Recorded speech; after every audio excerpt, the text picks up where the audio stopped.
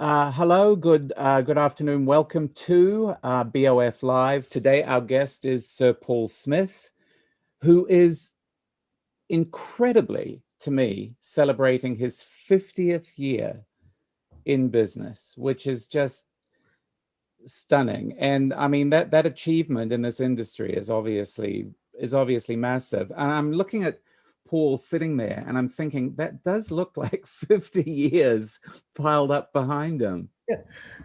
It's only 20 years. It's only 20 years, Tim.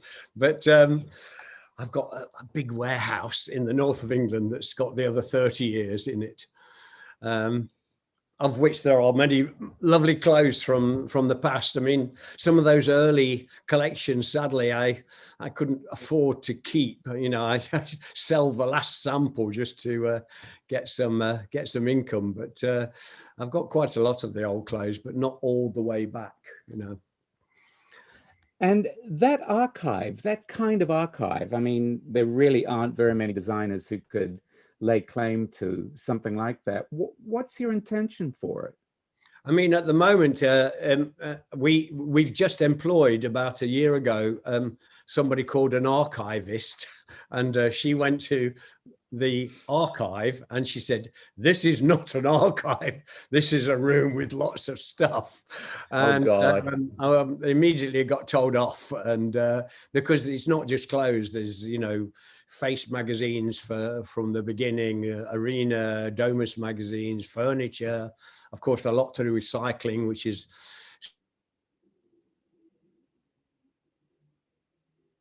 Paul froze.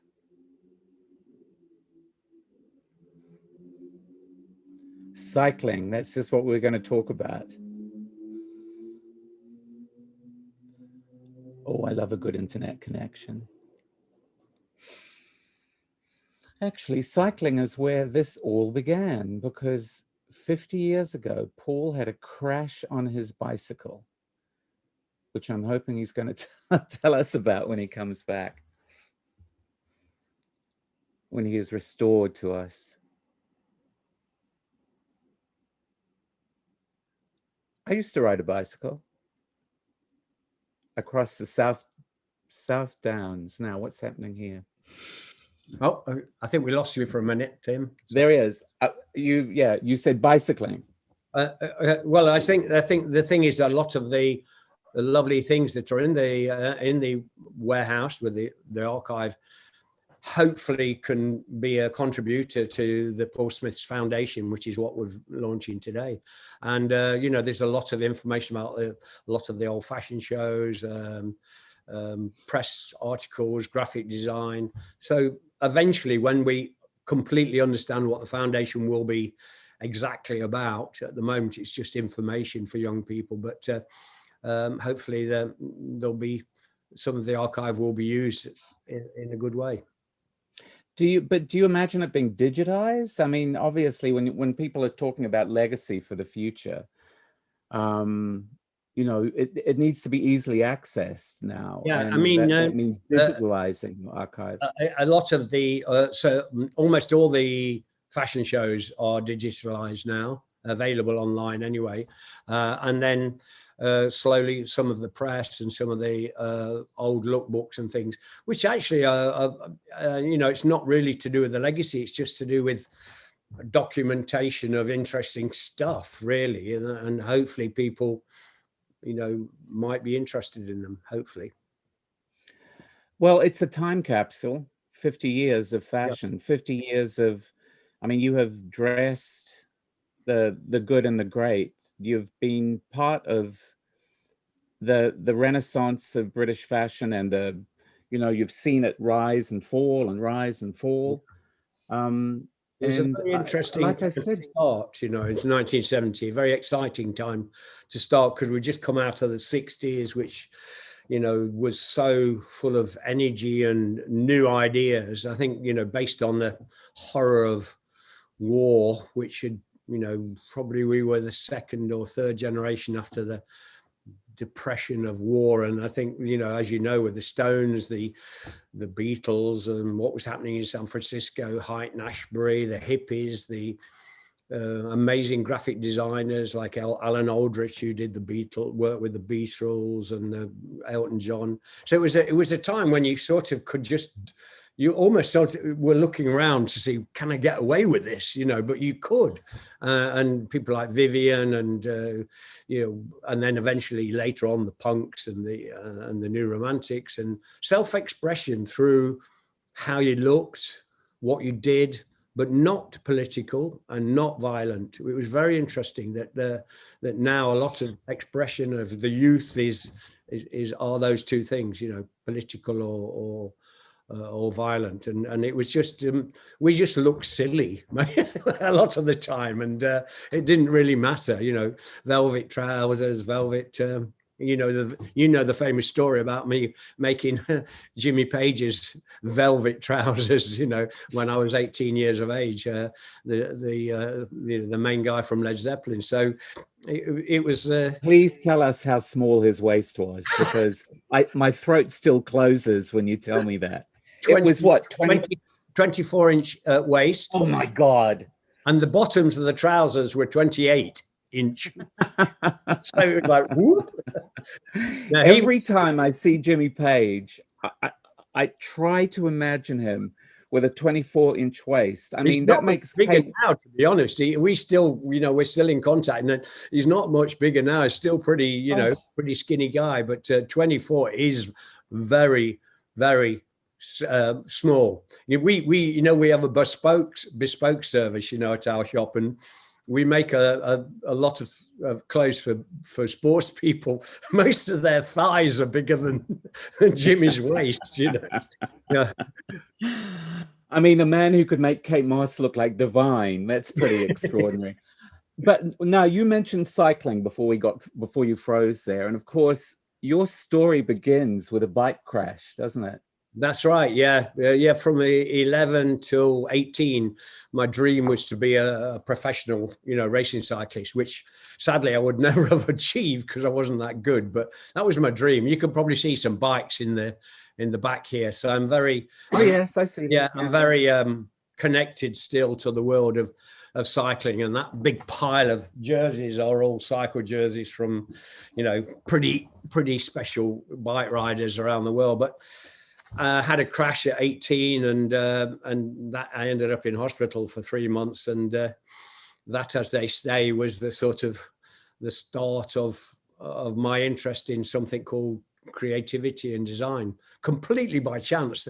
Two of the other patients in the hospital came out at the same time as me, and one of them said, let's keep in touch, and we did. And they chose a pub in my hometown of Nottingham, England, called the Bell Inn, which is by chance where all the art students went.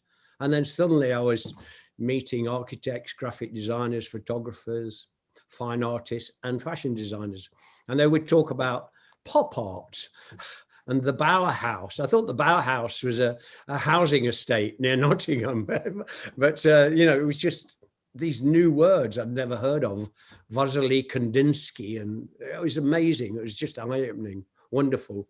And so I just ended up working for a girl that was opening a shop, clothes shop, and then after 6 years, I met Pauline, my girlfriend then and my wife now, who was teaching a couple of days a week in the art school, as it was called then, in Nottingham.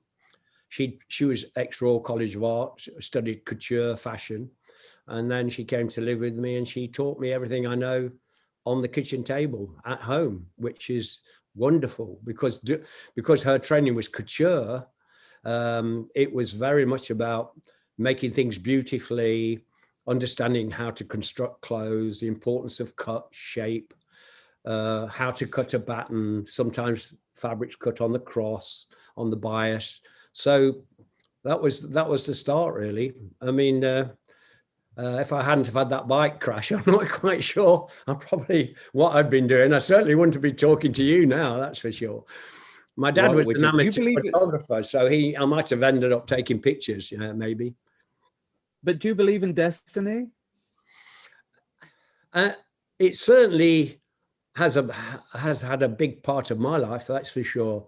I mean, I think luck, and then making luck or opportunity work, but you have to work at it. I'm not sure I believe in destiny, but certainly a coming together events. But a lot of people, events come together, but they don't really embrace them and make it work. And I seem to do that only because I was just so intrigued by this world of creativity and fine art and architecture. And obviously that was just wonderful that I met Pauline, and she's still absolutely my rock now, all these years later. And she's still got so much clarity on what I do for a living. She's not part of the business at all, but she's just keeps my feet on the ground, and that's wonderful.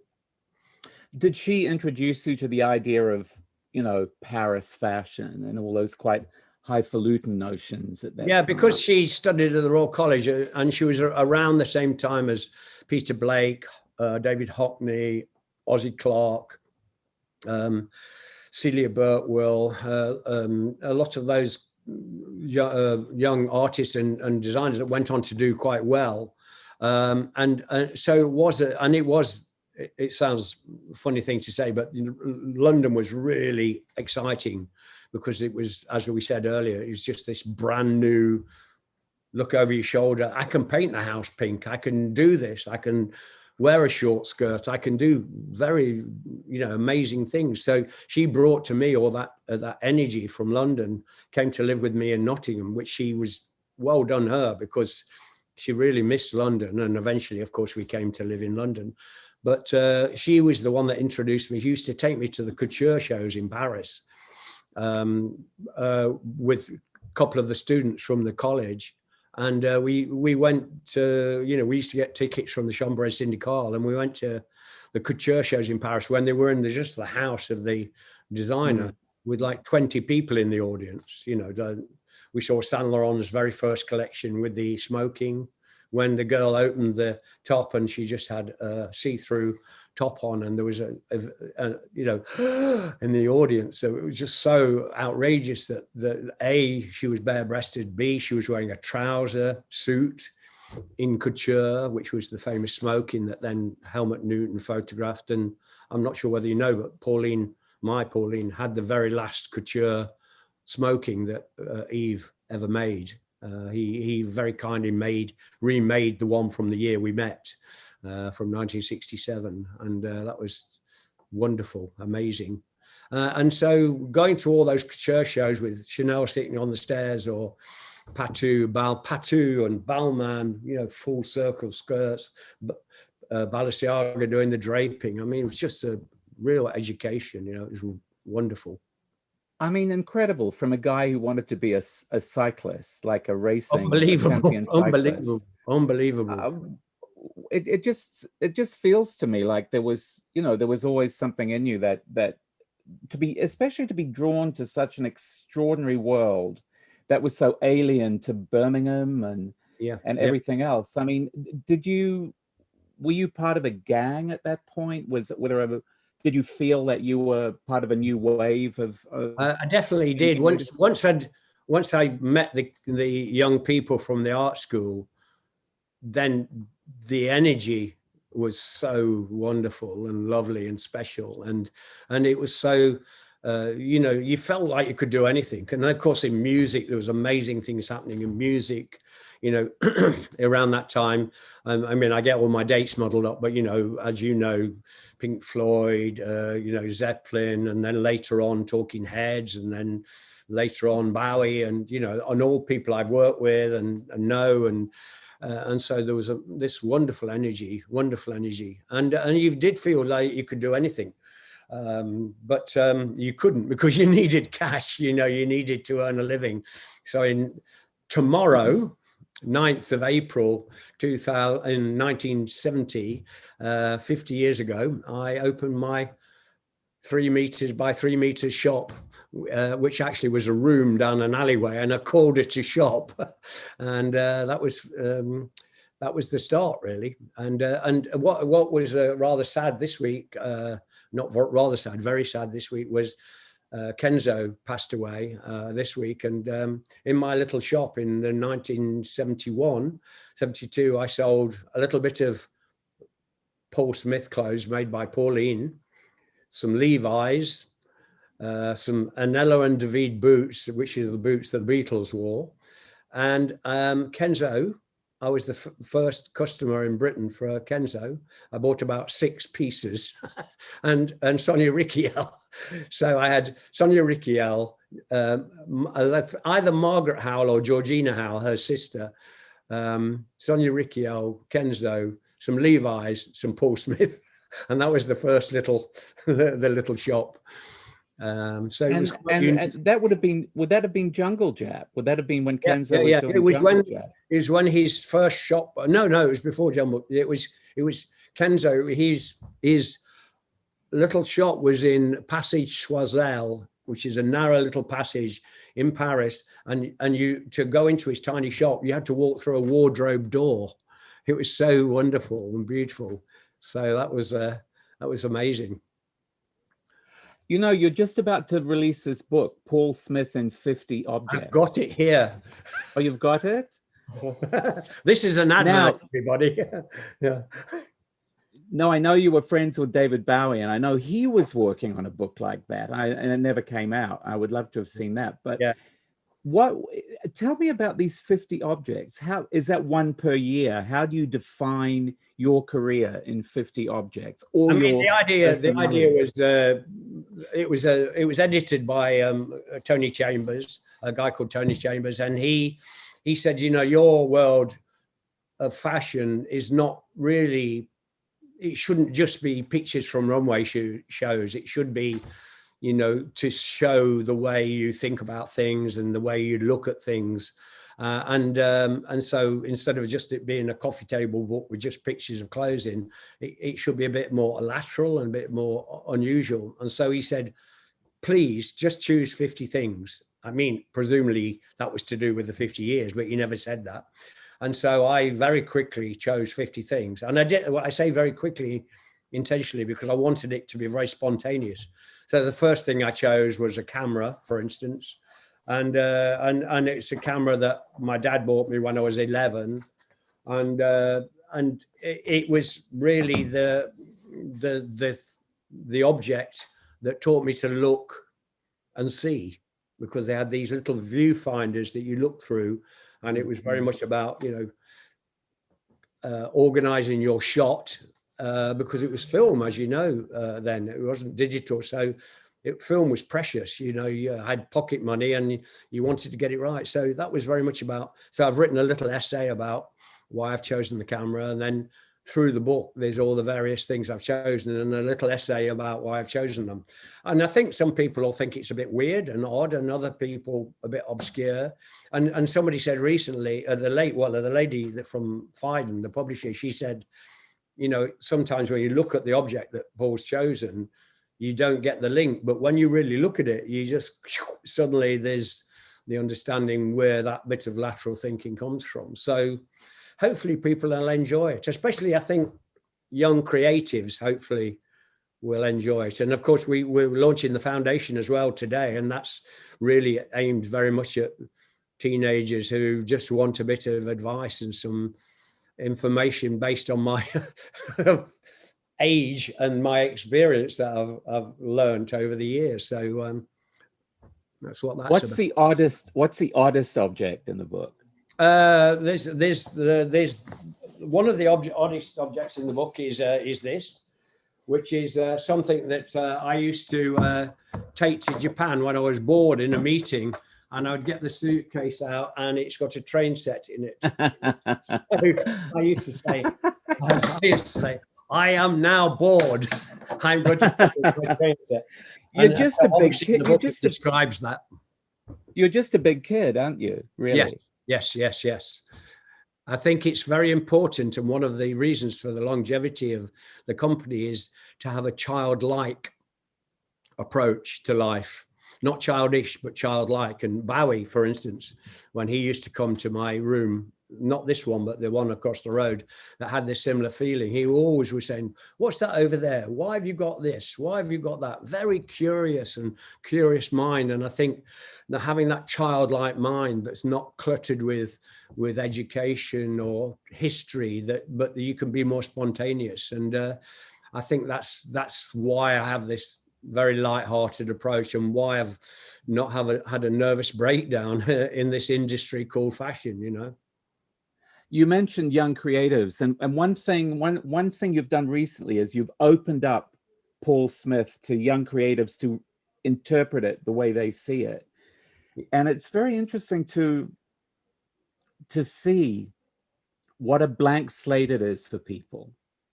Yes, you know, when they approach it. Why do you think that is? I think, I mean, for Pauline has managed to keep my feet on the ground, and so I'm a very open person, and very often here in this building, not sadly this year, but you know, we have visitors from the art centre in Pasadena. We have from the school in Rutland called the Oakham School in London, 15-year-olds. Often the building is full of students and young people coming around and enjoying the building and seeing the process of silkscreen printing or designing textiles. And so I think that opened us, and nearly everything in this room is a gift from people, you know, from including the bikes and the racing jerseys. So I think that clean slate is just the fact that there's just an openness that you feel you can approach us and we'll help, you know, we'll help out. And that and hopefully that's what the foundation will be just at the beginning, just advice really. But when I first started my shop, I had no idea that it was going to be more than just a little shop. We had no plan ever. Often people say, what was your turning point, or what was your special moment? And there was never been one. I mean, it's just started like this and just gradually grew. And you know, it's interesting because that store on Floral Street, when I think about what drew me to it originally, at the various times that I've lived in London and always ended up there, was the mix of stuff. It was the first shop that I've ever been to that felt curated in a way, that you had the clothes, you had books, yep. You had objects, you had all these different things. Before there was Corso Como in Milan, before there was Colette in Paris, there was Paul Smith on Floral Street. Incidentally, both those shops that you cite, Colette and Carla Saxani, have both cited my shop in Floral Street. So you're absolutely right, as being the shop that influenced their shops, because it was they said exactly what you've just said. And many people said that it was so interesting that, you know, you go into a Paul Smith shop in Paris. I mean, Christian Lacroix said to me that, I was in your shop in Tokyo and I found a book I'd been looking for by Henri Cartier-Bresson and Matisse. And he said, I was in your shop in Shibuya and I found that. And then a journalist said to me, I found a bootleg Zeppelin album in my shop in Paris. And so, and you know how that started though, that started from the little 3 meter by 3 meter shop where it was so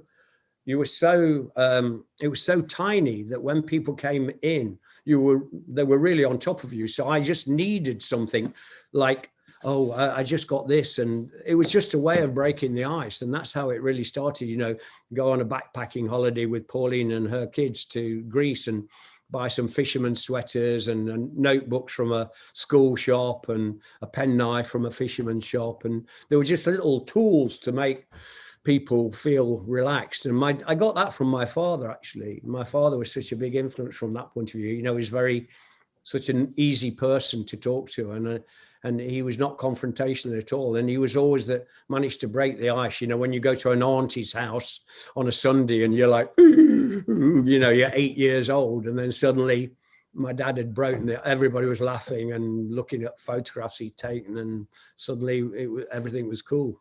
You know, I mean, that shop at Floral Street, do you remember? Or, you know, Bruce Weber did a book signing there. Yes. Martin Parr's done things there. Bailey's. Did Andy Warhol ever do anything No, but Floral in my Street? little shop in Nottingham in Yeah. 1972, I had an Andy Warhol exhibition in the basement, which was this smelly 3 meters by 3 meters basement called Pushpin Gallery. And I had a real soup can by Andy and some silk screens. And you know what? I couldn't afford, I never sold any of them, and I couldn't afford to buy any of them. And now I was thinking, the soup can, I remember it was £600. Oh, do you know, they were when they were first exhibited in Los Angeles, they were $100.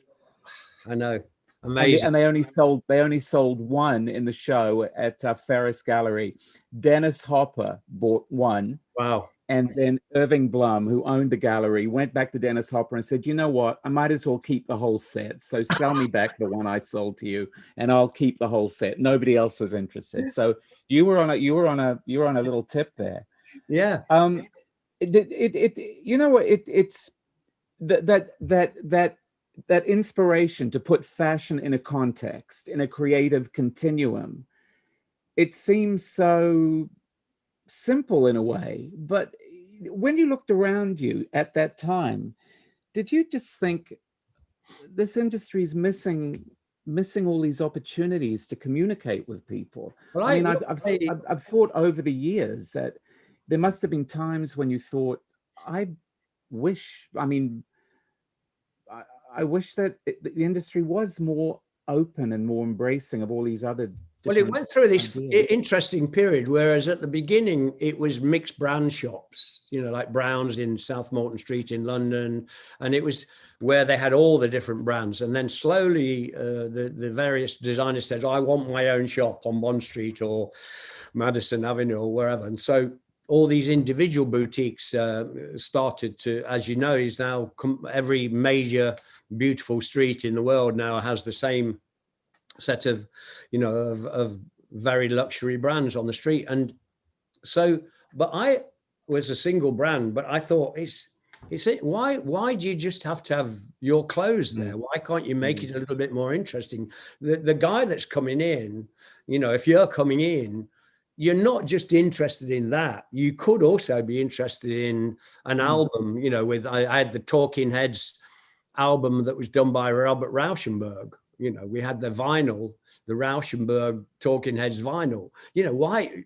Of course you'd be interested in that, or of course you'd be interested in a book by Patrick de Marchelier, and so for me, I just kept thinking, well, it's a bit weird that people only want that, but there's more to it. And then, of course, later on, we did get shops that sold other things as well.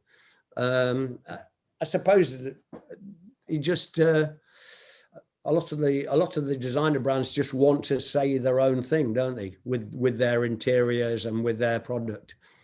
But do you think that you were able to do that because you were always fundamentally an outsider? I was definitely two reasons. One is because even now, today, after 50 years, I'm still independent, which is, as you know, in the industry is quite rare. And still self-financed and amazingly still here. And then I think just the idea that you can just, being independent, you could just do your own thing a bit more and self-express, I think, not have to worry about brand image or other things. I don't think I answered the question fully. I lost my plot halfway through, so sorry if it wasn't quite right. No, because I think it does come back to this idea about what your biggest contribution was. I mean, I asked if you felt you'd always been an outsider. Right. An outsider, that's right. Yeah, but what do you feel? Do you feel that's been your biggest contribution to kind of emphasize the value of independence that you've been able to do? I think that would be being the outsider has been a good point for me personally, and especially with having the security of Pauline at home, which is a big help. If you've got somebody at home that and you're not searching for things. That having that lovely foundation at home is so nice. And being the outsider is a good thing emotionally, but quite difficult sometimes in the world we live in, because so much of it is what is expected of you, or you are this brand which promotes in a certain way and has a certain designer who's maybe well known, and you do things in a certain way. So it's very much about how people perceive you. I remember going, when I first, I've got quite a nice business in Japan with over 200 shops in Japan. And when I first went there in 82, I hardly spoke English at all, but I remember them saying, I won't do the accent, but can you please tell us, what is your brand? Is your brand Ivy League brand? Is your brand DC brand? Which I had no idea what that meant, but apparently it means designer collective brands.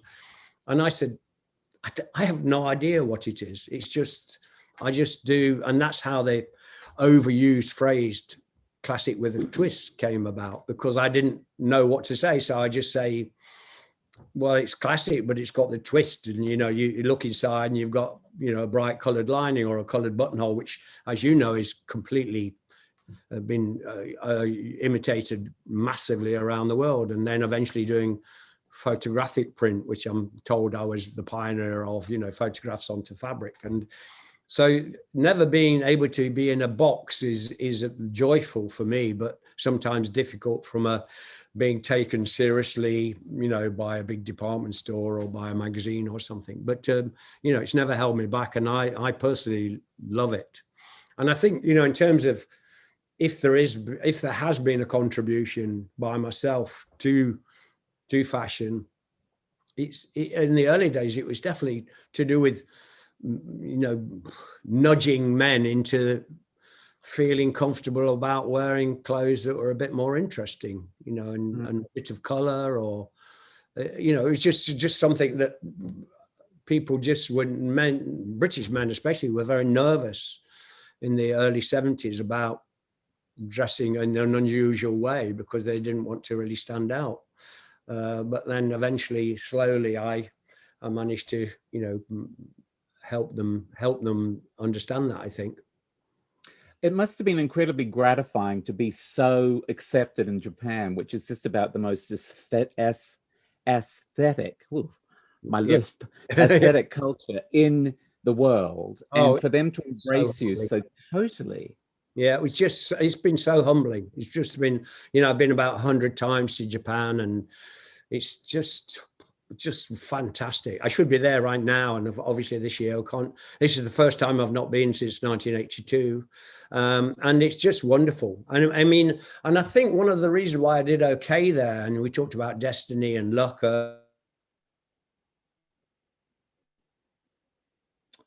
Freeze frame. Okay, remember that thought. Japan, destiny. We'll pick that up. Japan is my favorite country too, Paul, And I was going to go this year too, and I couldn't go, and I miss that.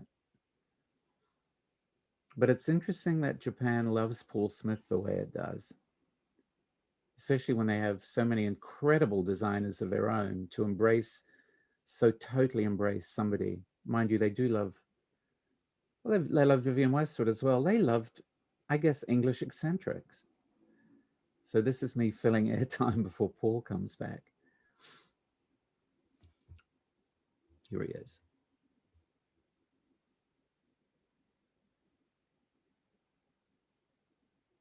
Is he? Oh. There he is. Sorry about that. I just went to make a cup of coffee. No, I didn't. No. I vamped. No, just so many designers were invited to Japan, but in my opinion, didn't take it seriously and were always nervous about the jet lag, demanding lots of things. And I just went thinking, this is a really interesting place to be invited to. And I was just interested in the culture, the food, traveling around, and slowly almost, just was there because I used to go 4 times a year, and designed the shops, they'd never done, my people that I licensed with were completely the wrong people. And that was perfect, because if they'd been the so-called right people, there would have been a young group of people saying, oh, in Japan, we do it like this. In Japan, we do it like this. And I would have had a success for 3 years and then probably gone down, of which many designers did. Because my guys didn't know, they were very old-fashioned, based in Osaka. I just said, eventually, in a couple of years, we should open a shop. We should try and get something called editorial in a magazine. They said, what is editorial in a magazine? So, it was very much about hand to mouth, but worked really, really well. This has always been fascinating that the Japanese embraced you and Vivienne Westwood. And it makes sense to me that you were kind of emblematic of maybe English eccentricity or something, that it spoke to them, and it spoke to the Japanese in some common way, but also as something seductively alien.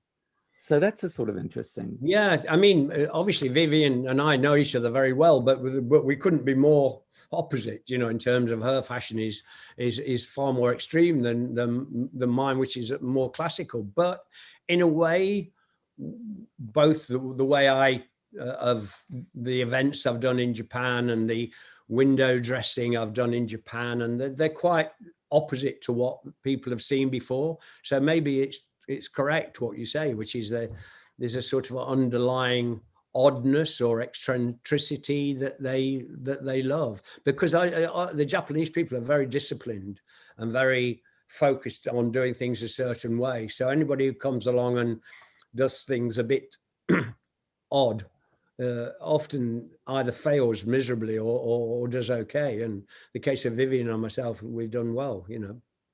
How are you going to communicate all of this through the foundation? How are you going to encapsulate all this experience in a sort of inspirational and instructional way for the people who want to follow in your footsteps? Yeah, I think the thing with the foundation is it's literally the beginning. And so, as I said earlier, when I started my first little shop, I just thought it was just going to be a little shop.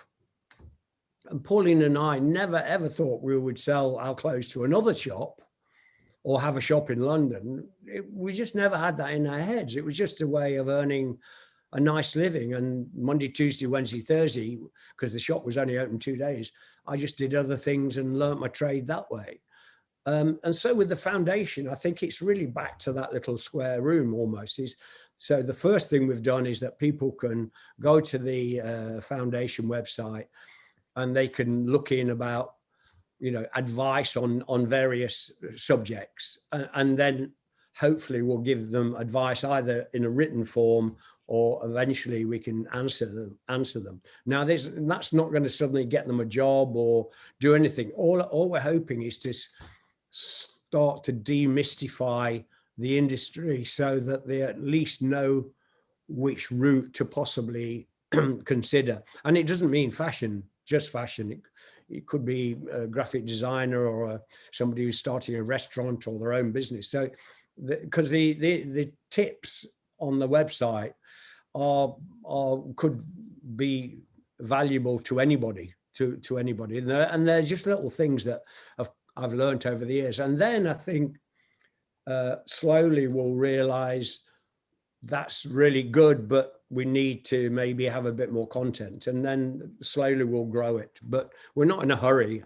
It's today's the first day, so it's just helping the next generation. Really, that's what I want. Do you feel a bit like Gandalf at this point, like you're sort of dispensing the wisdom of the ages? Well, not quite like him, Gandalf. Yeah. I mean, I've always done what I'm doing on the foundation website. I mean, I've always done it anyway.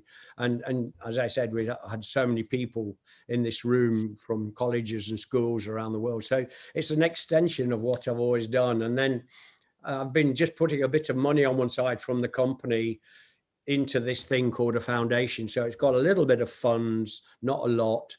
but I didn't really want to do, it's a bit like the book. I didn't want to do a fashion book.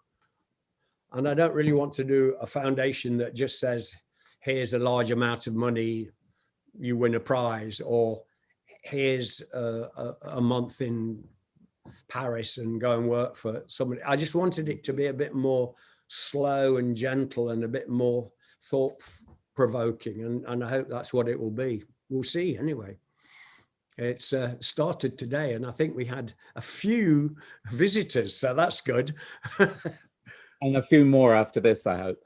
So this is, you know, the wisdom of aging is something that fascinates, you know, that is part of the best thing about, one of the best things about getting older, is that you acquire all this information from lived experience, you know, and that's awfully seductive and convincing or whatever when you're passing it on.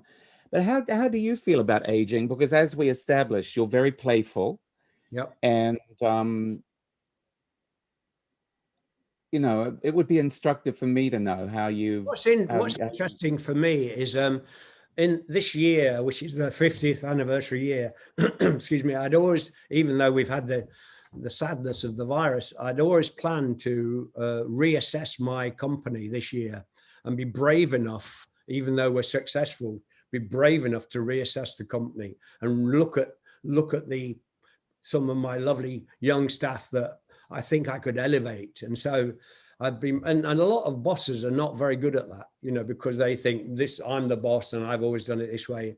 And so around this table where I'm sitting now, in the last week or two, when we've been able to come back into work, is that it's fascinating sitting with my 24 to 32-year-olds, and my experience sometimes is helpful, and sometimes their youthfulness and some experience is better than mine. So working out how longevity and experience can be balanced out with a new way of thinking, new way of communicating with people.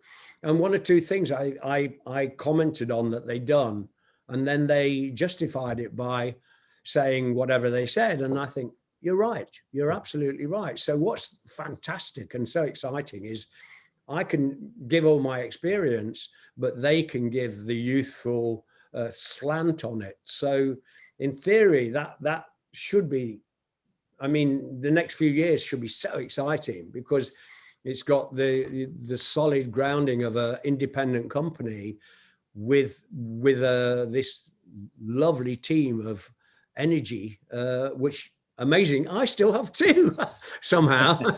I don't know quite how, but yeah.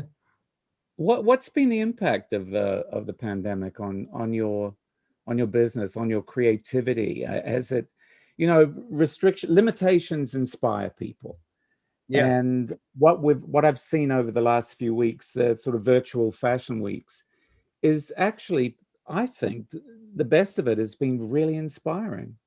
Yes, I think you know, when you're in these difficult situations, the exciting thing is that you have to start surviving, or in some cases, and thinking about things in a very different way.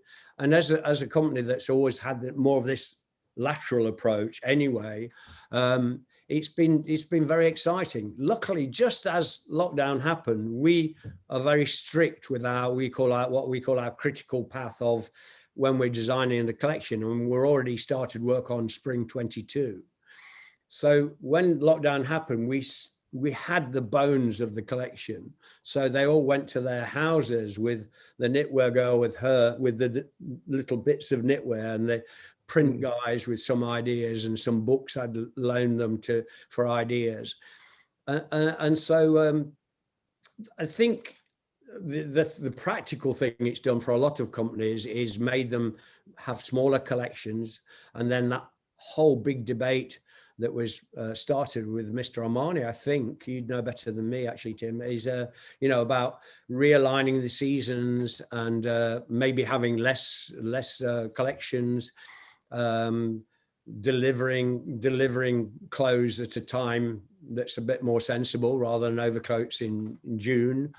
Having more seasonless fabrics because of the global warming.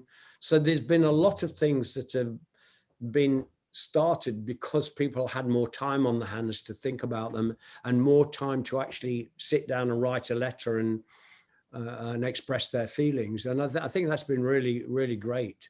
And I just think the whole question of fashion shows, who knows whether, you know, the fashion show as we knew it, the fashion show at all, digital, small presentations. And, you know, my first fashion show was in 1978, and I had very little money, and it was in a friend's apartment in Rue de Vaugirard in Paris, on the first floor of an apartment. And it was just charming. I mean, and it was done with, I think I had about 30 people in the audience. Most of some of the models were models, but some were friends. All the helpers were mates.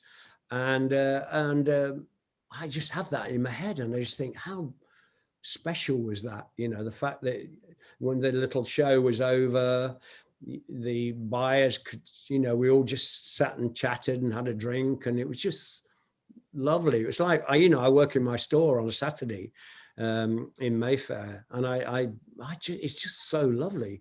You know, not now, because there's sadly very few people visiting from London, but, you know, not on a normal Saturday, you get people from Germany, Greece, America, China, and have a good chat. And it's how I started, you know, with the little shop and communication through down to earthness.